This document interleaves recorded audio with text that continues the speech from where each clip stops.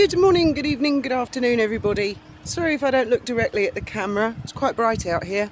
It's Sunday morning here, I think, because I haven't got a watch. Graham made me one, but it fogs up. It's not as good as he thought.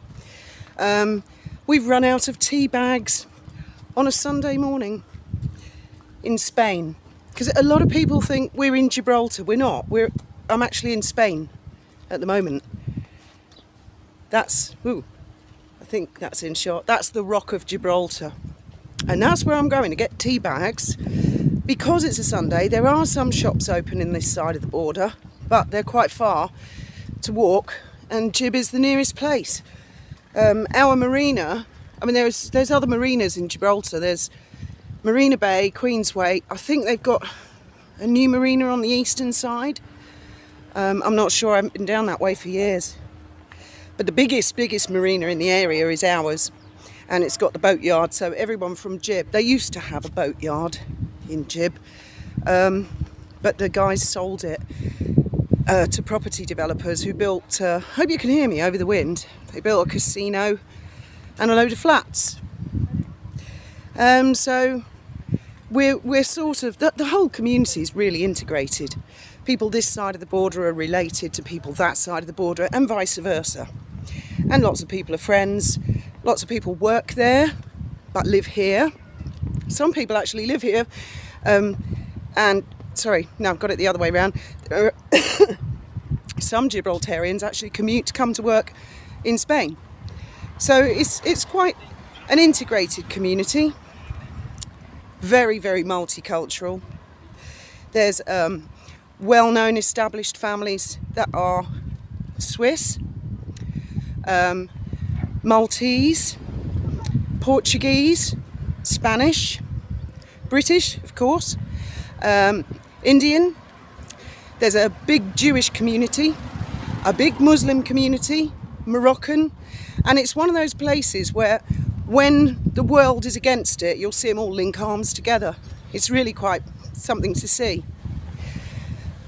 So, I thought today's video would be a bit longer, and I'll show you how we get into Gibraltar. Now, I've got it here somewhere.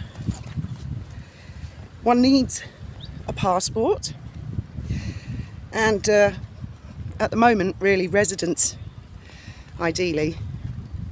If you're a European citizen and you cross into Gibraltar, you get through just fine. If you're British, you have to be stamped on the Spanish side. It's kind of weird because I'm going to show you as much as I can at the border, but we're not allowed to film going through. In here, the Spanish actually have a border when you're leaving Spain and going into Gibraltar. Whereas when you leave Gibraltar, there's no border on the Gibraltarian side, only the Spanish side. So it's like three lots of immigration every time we go in and out. And obviously working at the Dolphin Safari, which is that side of the border, we cross that a lot.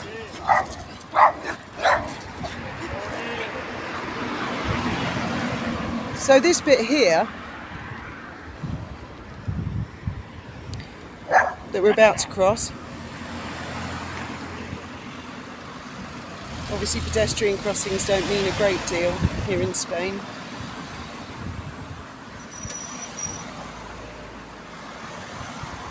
Okay, that's where the cars go to enter, and this here this is to the car park. This is the exit of the car park. They built this great big car park, Santa Barbara, just outside the border, for people to park and then walk across, because generally walking across is easier, but not always, actually.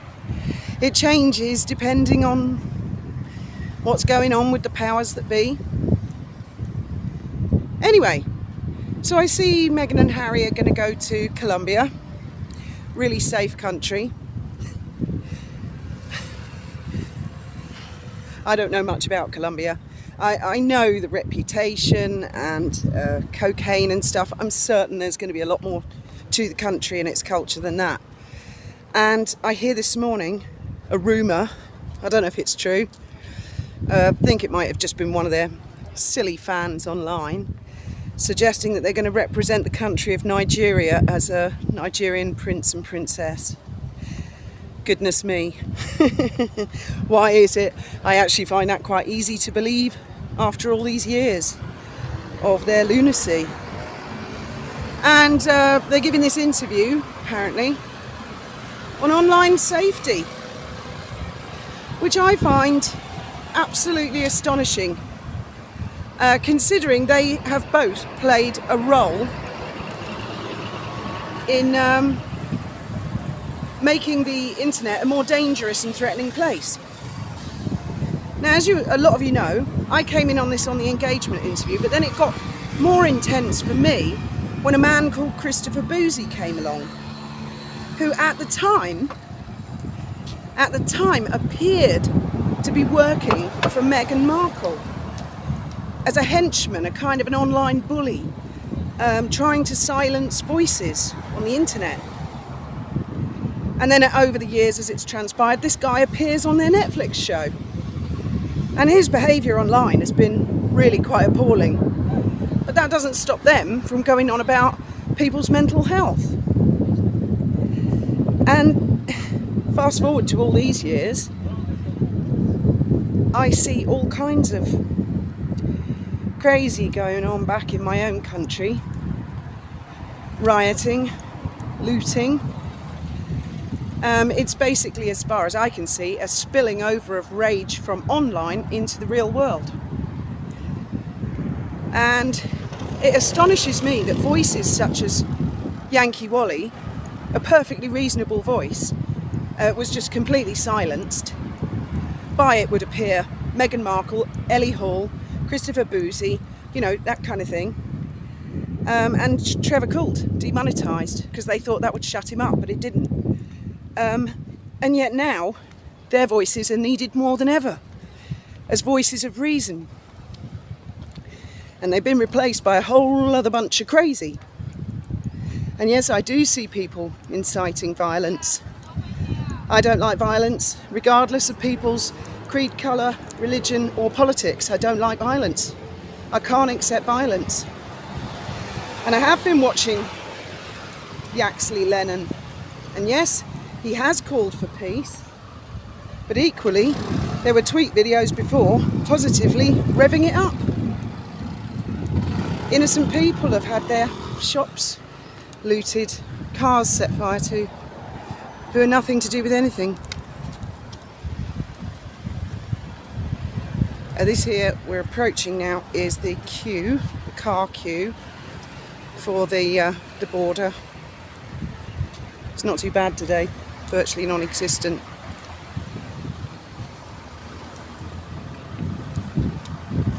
So Meghan and Harry, as I see it, have played their part.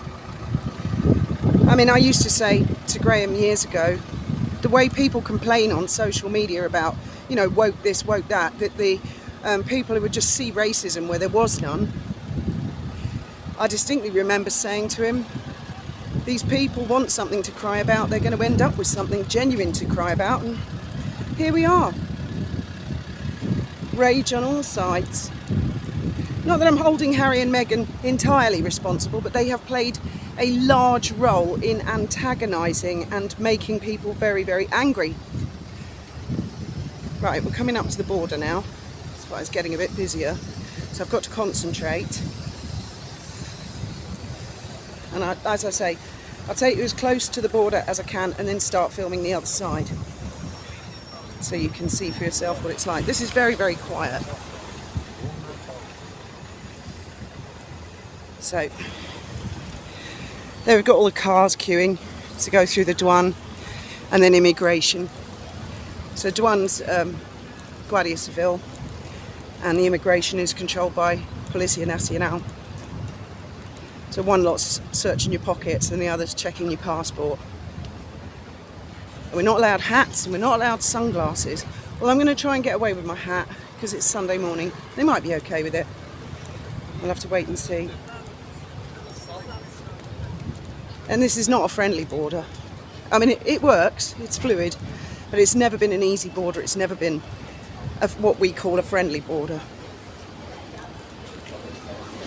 And this here, if people buy goods, they can claim back the VAT in that building. Right, this is the entrance, so I'll see you on the other side.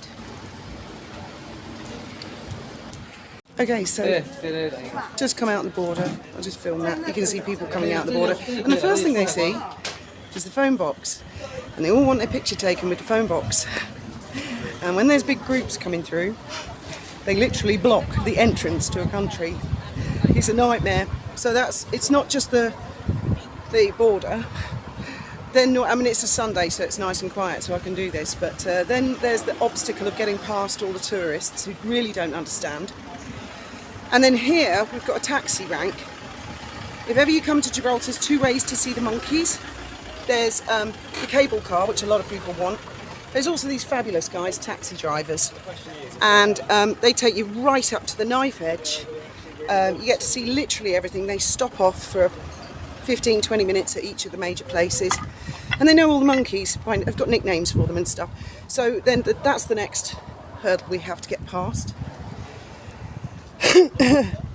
This is Four Corners military base, married accommodation.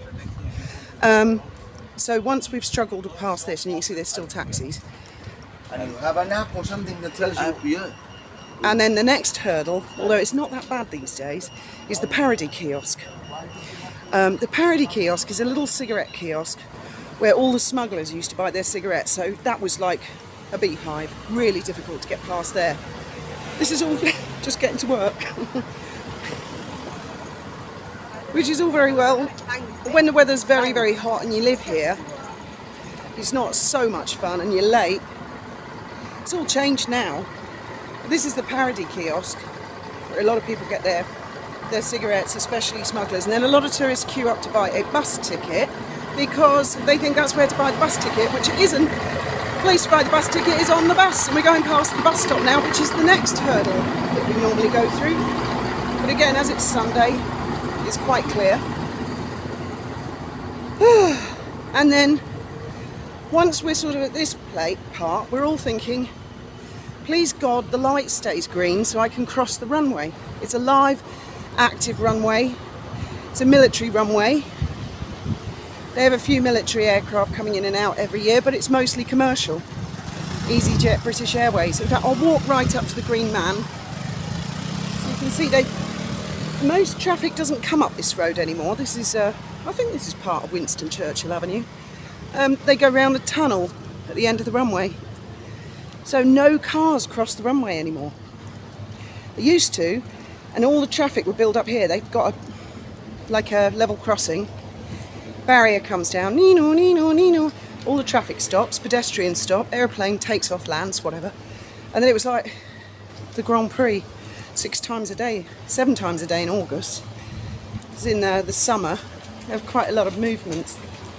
Haven't noticed them so much. So this is where people cross onto the live runway. And I'm not actually going to cross because I want Eurosky, which is behind me, but I'll just show you a bit. Oh, they've got a name for this gate. They put these gates up as well to stop. I don't know.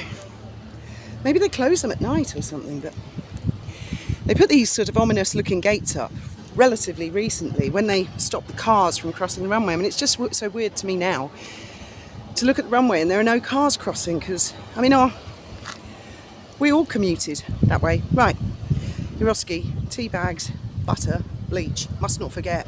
Forgot butter yesterday. And obviously Graham's waiting for a cup of tea. And once the siren goes and the red man shows for pedestrians and cars in the olden days, well now just for pedestrians, you are not allowed to get on that runway. If you're already on the runway, you're allowed to cross to the other side. But once it goes red, if you're not actively on the runway, you can't cross. Right, shopping. Right, mission accomplished. Butter, bleach and tea bags. Much to Graham's relief, I'm sure. Now the next part of the journey is to get back out of Gibraltar. into Spain, which, as I said before, involves crossing two borders. Oh, sorry, no, only one. Only one on the way out, two on the way in. It's not too bad today. And again, I think a British Airways has recently landed, so there'll probably be a load of people from Britain trying to cross into Spain, because a lot of them have accommodation there, and they get confronted with all kinds of challenges. They have to prove that they're staying in holiday accommodation. Sometimes they need a letter of invitation. Obviously they get stamped. And we as a family have been registered Spanish for years, but we've recently had to get an additional document because it's bureaucracy. So I have to carry an additional piece of paper until further documents come through. It costs a fortune, actually. The initial residency cost us €1,000 because there are four of us, 250 each. We used an abogado, a lawyer, and he had to get it officially, all our documents officially translated to get the original. And then we've gone on and got this further thing, which has cost another €500 just for me and Graham. So the kids did theirs last year, I think. Thank goodness there's a bit of cloud cover today. It is humid. So anyway, yeah, there's Meghan and Harry pontificating and spouting about online safety and talking about parents. Well, their kids can't be old enough to be on the internet.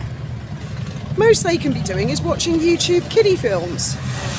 You know, like, I don't know, whatever little kids watch. Probably Ben 10, that kind of thing. I mean, it's not like they're going to be getting into one on Twitter about Teletubbies Are Us, is it? Where it's a fractured community of niños arguing about which Teletubby's the greatest. I mean, I don't know, maybe there is such a thing going on. But what the hell are they talking about? Right, now I go this way. Someone got me into doing this back in 2014, which may seem even more awkward than everyone else going the other side of the road. This is customs. That's the Spanish side. Gibraltar side. So I cross this way to avoid the crowd. I've always avoided crowds as much as possible. I actually freak out if I'm in a place where there's lots of people. I can't cope with it. Airports, you know, every time we fly, I can't stand it. I don't know what's wrong with me actually. So now, oh, and this here, this is called the hairpin. Looks a bit like a racetrack, doesn't it? Now, there's 6 lanes there, and believe it or not, that's flowing really well. They're going to come down, they're going to go through there. That's Spain. Those gates, the rusty ones this side, they're Gibraltar, and the black gates the other side, that's Spain. And at one time, both lots of gates were shut. Now, those 6 lanes will fill up at certain points, and you can find yourself sitting there almost all day, just trying to go to Spain to do some shopping. Right, now, I'm going to walk through the border. So again, I'll have to stop the video and then we can have a proper chat. Okay, back in Spain now. And I think I might take a bit of a walk down to a beach somewhere, find somewhere quiet to sit down and do the rest of the video. But just before doing that, this is the queues of the cars to get in. I mean, there's not a queue for pedestrians today, but sometimes the queue goes all the way down there, and I've seen it go all the way around this corner and all the way back to our marina in the hot sun. It's usually when there's been a load of coaches with tourists on. Coaches hold about 55 people each, so you get 10 of them, 550 people, plus guides, plus just ordinary people trying to get to work. And it's been quite chaotic at the border for some time. They've got new systems coming in, which November they say. I don't know if they're going to make life better or worse. I think we've been through the worst. 2013 was definitely the worst. I mean, there were people keeling over in the heat, because they usually do this in July and August, hottest month. I mean, people literally keeling over both sides of the border. Elderly, pregnant, little kids, people who didn't realise they really needed an air-conditioned car and plenty of water to drink. maybe the odd ice pack or two. I get so hot down here. I haven't been swimming yet, and I don't really feel I'm through all the obstacles until I get past this Santa Barbara car park entrance.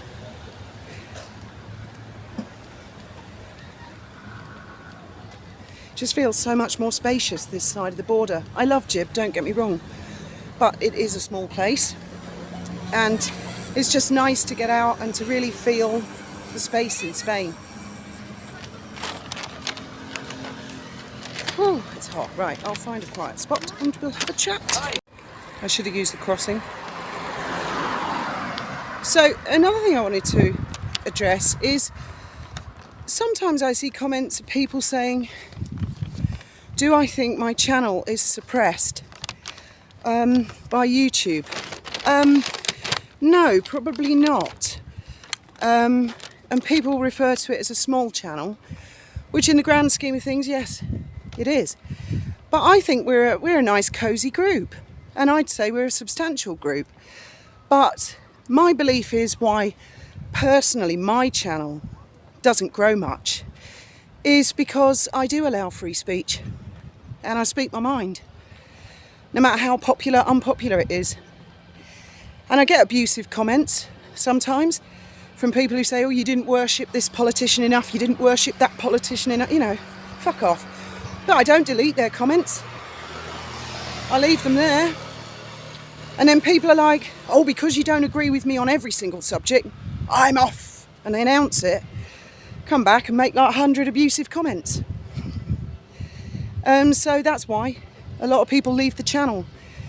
They're like, no, you've got to be this, you've got to be that, you've got to fit this box. Nah, sorry. Fiona Mont doesn't fit in any box. I never did. I was always a loner, always the weird one. I was a weird one in my family. I was a weird one at school. I've always been different, and I'm aware of it. But it is kind of ironic when you get these people who comment and say, oh, she only wants her free speech. Well, I'll leave your comments there. Everyone can read them. If you want more, open your own fucking YouTube channel.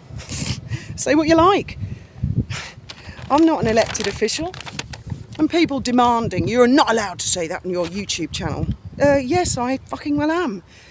As long as it's under YouTube's terms and conditions, yes, I am. Or am I supposed to lie and be fake and pretend that I'm something that I'm not? Not that I'm suggesting anyone in the media or YouTube ever do that for clicks and likes.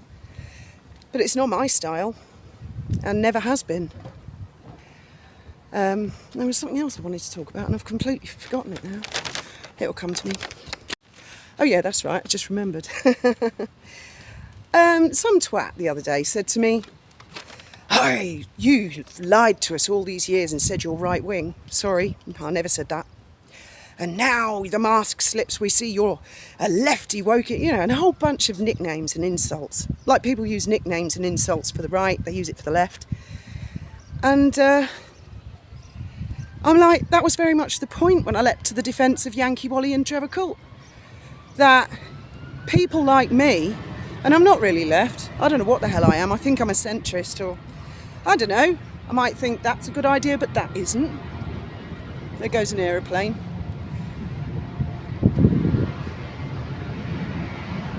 I don't know if you can see that. There it goes. I really hope I'm getting this in shot. You should see it take to the sky in a minute, because if it doesn't, something's gone terribly wrong. There it goes. Up, up and away. Back off to the UK. Yeah, what was I saying? Yeah, that's where I came in. I mean, to fight for people's right to speak, even when I completely disagree with them. I may completely agree with them. But not to silence them, and then I'm told shit like that. Get off, you know. Do one, get bent. I think, actually, it's not easy to defend someone's right to say something when you completely disagree with them, on whatever subject it may be. It could be over fashion, it could be over bird spotting, it could be over religion, it could be over politics. But to have the spirit of Voltaire, you know, I disagree with every word you say, but I defend your right to say it to the death. I do believe I said that in the very first video that I made about Yankee Wally. And yet, is the courtesy returned by certain people? Thank God most of you are exactly the same as me in that spirit. No, it's not. It's like I was actually called a lefty retard. I was actually called a lefty retard. Well, that's not very helpful. That's not going to win anyone over to anyone else's way of thinking, is it? Right. Swimming time. Okay, so I've risked life and limb, literally, proper Bear Grylls. I just climbed down that, and that might not seem a lot for you guys, but firstly, it's a lot for me, and secondly, a lot of those rocks are loose. But I had to get down to the water so I can just make sure my phone doesn't fall in. So I can put my feet in the water because it is so hot. Haven't been for a swim yet, but I think today is going to be the day. So yeah, Harry and Meghan, I mean, it's like they delete chunks of their history. Like, they don't want to talk about Christopher Boozy. I see people do this a lot. Christopher who? Boozy what? What now? Who? Yankee who? Trevor what? Yeah, I see all of that. They don't want to admit that they've stoked stuff up. They do it under the guise of worrying about their children. Well, I suppose when their children are older, fair enough. There's a man staring at me now. This is why I don't do these kind of videos outside very often.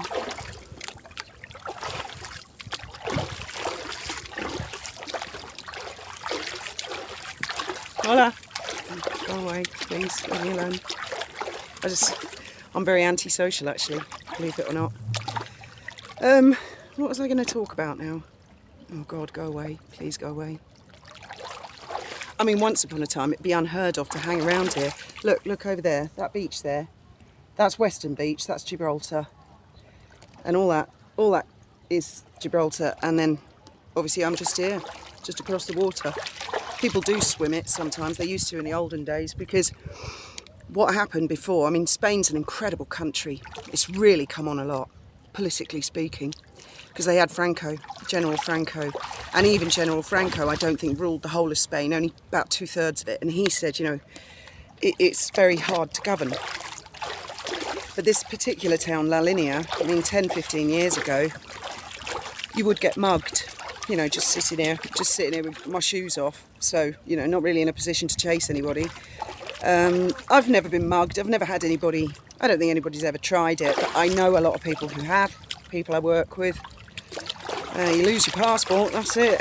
In a community like that, you're buggered, really, because you can't get to work or get certain things from the shops or, you know, get access to government documents. You really are, you're stuffed. It's very different, this town, to the rest of Spain. Oh, it's so hot. So yeah, the hypocrisy of Meghan and Harry. I mean, I know everyone knows they're a pair of hypocrites anyway. I haven't seen this interview yet. I'm not even sure I'm going to watch it.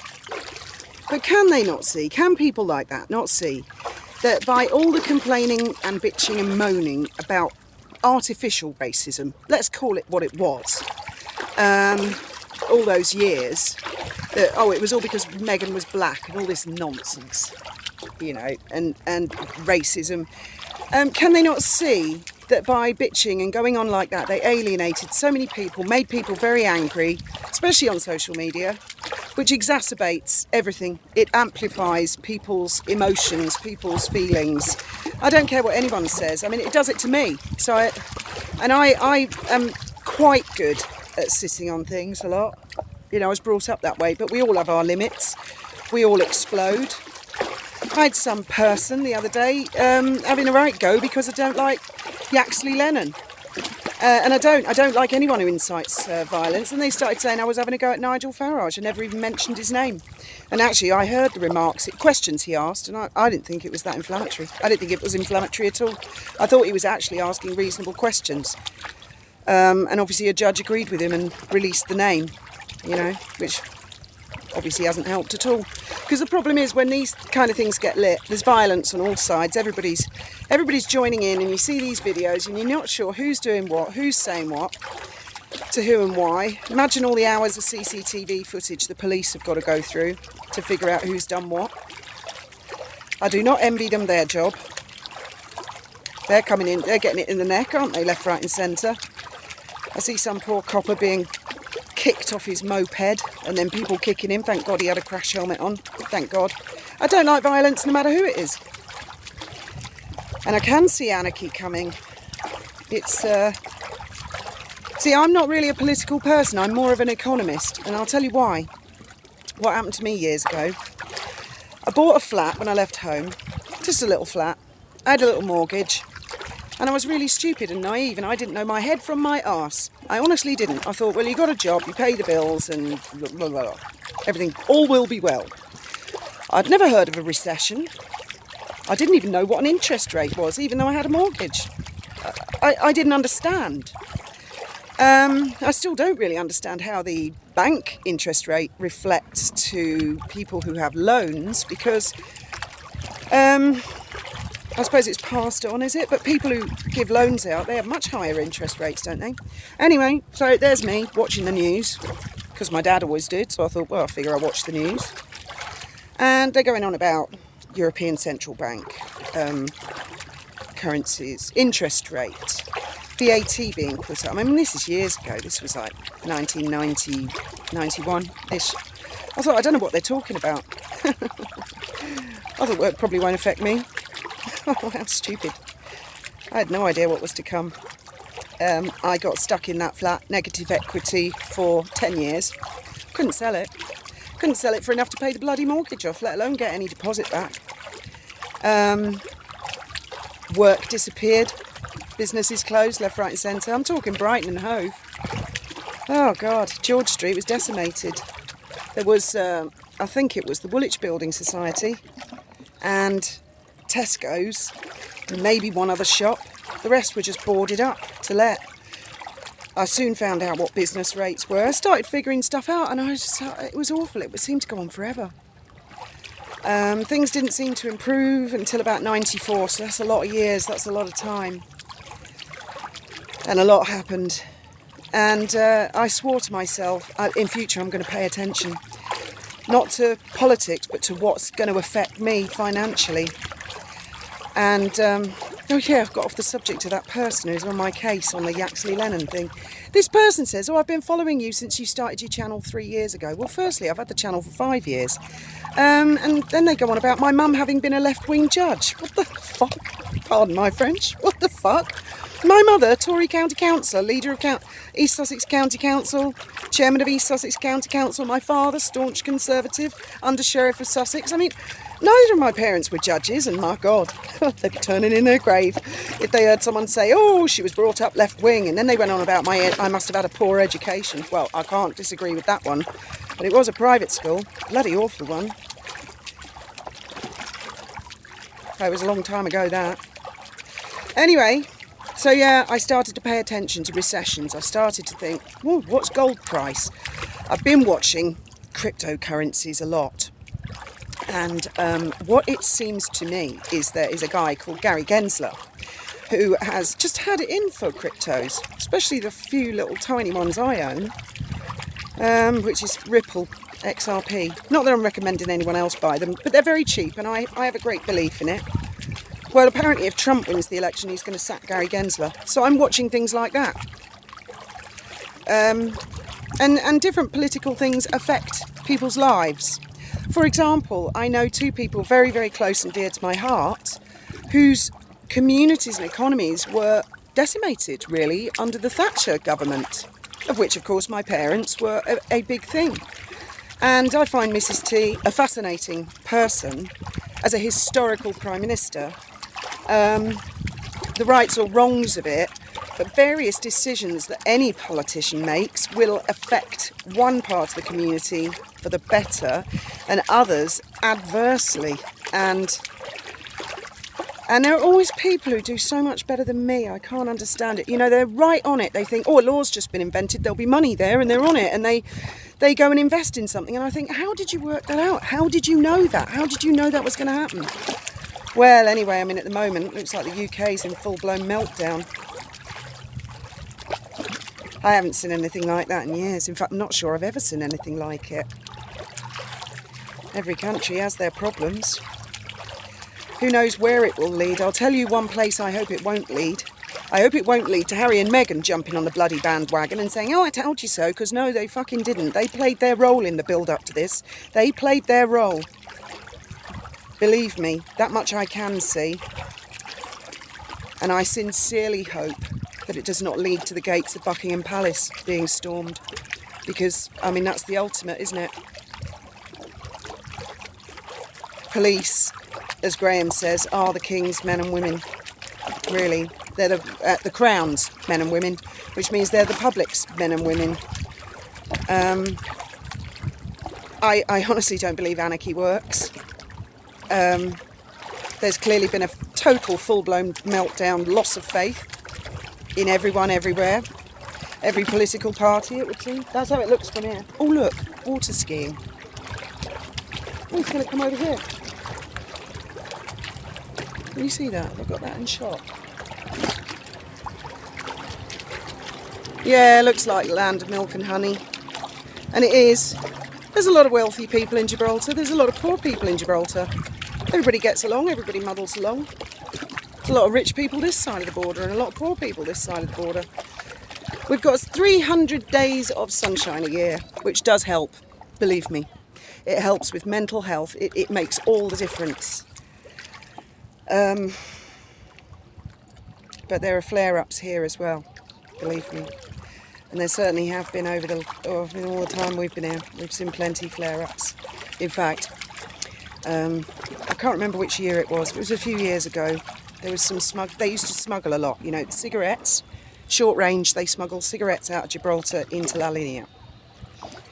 And longer range, they come from Morocco, all sorts. Some guys even had submarines. Submarines, that's determined, isn't it? And then they introduced the Predator drones, which are up there watching the Strait of Gibraltar all the time, and a lot of the smuggling just stopped, point blank, just stopped. But one year, there were some lads in a boat. I don't know what nationality. I think they were Spanish, and the RGP boat crashed into it, went over it. Cover your ears if you don't like gruesome things. Anyway, it decapitated one of the smugglers, one of the boys. Well, the families this side of the border went crazy. They said they'd done it on purpose. I don't think they did. RGP, of course, were getting it in the neck. There was a big kick-off with both sides of the border. But it calmed down, and I mean, eventually everybody thought, well, we've got to get along, we've got to get along. And they do, they get along very well. I know loads of people this side of the border and that side of the border, and they're integrated. I mean, don't make no mistake, that is Britain. That rock, that's British. British law. The RGP are British police officers. The courts largely follow the same principles and etc. as the UK. They all speak English. They're bilingual. I've always loved them and been so impressed with them. I mean, they can flick from one language to the other. It's really awesome. So a lot of people this side of the border, I mean, quite a lot do speak English these days, but traditionally, no, they never did, because they work in Gibraltar. And why do they need to learn to speak English? Because the Gibraltarians, the Llanitos, they can speak to them in Spanish. And equally, us English, the English-speaking people who live that side of the border, generally speaking, didn't learn a lot of Spanish, although a lot did. I'm still struggling with mine. I'm still watching the TV with subtitles and learning new words all the time. Oh, here it comes again. Oh, I really want to go to the beach today. I hope Graham wants to go to the beach today. If not, I shall go on my own and swim. Anyway, so, your thoughts and opinions on everything. Have you ever lived through a recession? How did you cope?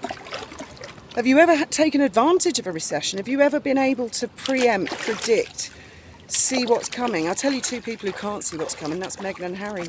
I bet they're sitting there right now thinking, how could it all have gone so wrong? Where did all the money go? Well, lawsuits, sugars. I mean, look at all the death threats. She's going to forget all about that. Kindfulness and mindfulness online. Well, I've done a ton of videos about that before. I feel kind of exhausted by Harry and Meghan and the sugars, and I don't see the sugars so much these days. Probably because the money's run out. But I hope that you guys don't let them forget what they did while they're sitting there preaching to the rest of us about online kindfulness, mindfulness and all the rest of their bollocksness. As always, thank you very much for listening.